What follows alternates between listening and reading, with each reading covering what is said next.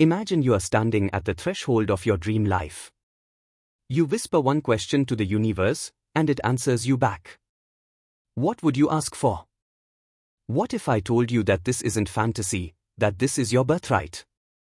In The Secret, Rhonda Byrne reveals a hidden law, old yet ever new, that, when understood, lets us consciously shape our reality. In the next minutes, we'll journey through that law, explore its power, and learn the 3 simple steps to bring what you truly desire into existence. Let's start with the heart of the book, the law of attraction. Byrne teaches that, like attracts like, that our thoughts are magnetic signals sending frequencies to the universe, and in turn, the universe returns to us what resonates with those frequencies. To put it simply, our dominant thoughts and feelings emit energetic vibrations.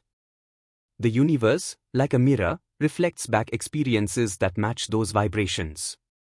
So, whether we visualize abundance or fear lack, each invitation is heard. Byrne frames this not as mystical gibberish, but as a natural law, akin to gravity.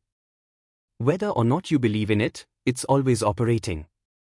Here's where it gets powerful. Byrne emphasizes that thoughts lead to feelings, and those feelings serve as your frequency indicator. If you think, I don't have enough, you might feel anxiety or stress. These emotions are your internal feedback. If instead you shift to thinking, I am abundant, and genuinely feel gratitude or peace, you raise your vibration. Byrne warns, the universe doesn't differentiate which thoughts you want, it responds to what you dwell on. She also quotes the often misunderstood and misused maxim, what you resist persists.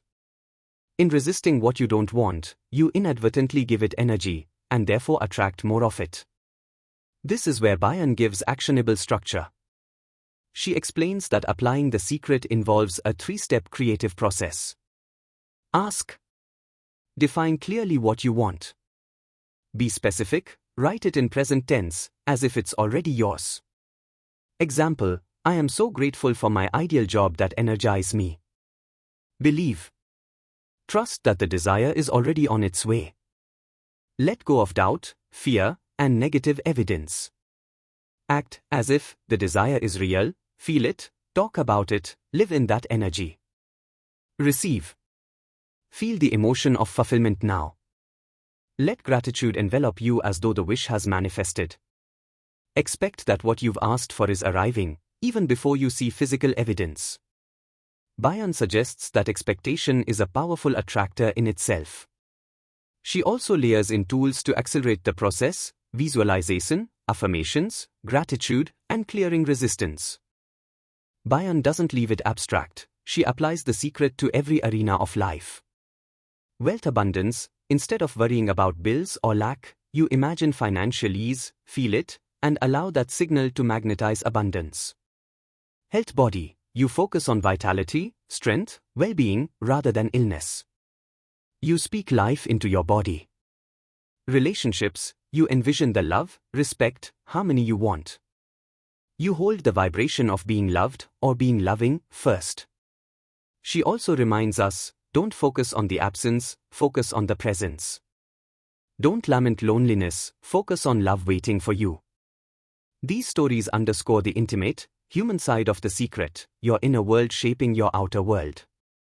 Of course, The Secret has its critics, and Byrne acknowledges obstacles too. Doubt, fear, resistance, these are the primary blocks. If we hold evidence in our mind, e.g. past failures, we undercut belief. Delay versus failure, sometimes manifestation seems delayed, but that, according to Byrne, doesn't mean denial of your ask. You adjust thoughts, then realign. But critics argue that The Secret oversimplifies life's complexity, claiming thought alone suffices.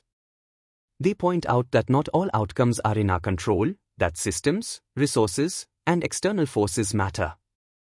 Still, Byrne doesn't deny action. She calls for inspired action, movement that aligns with your belief and vision.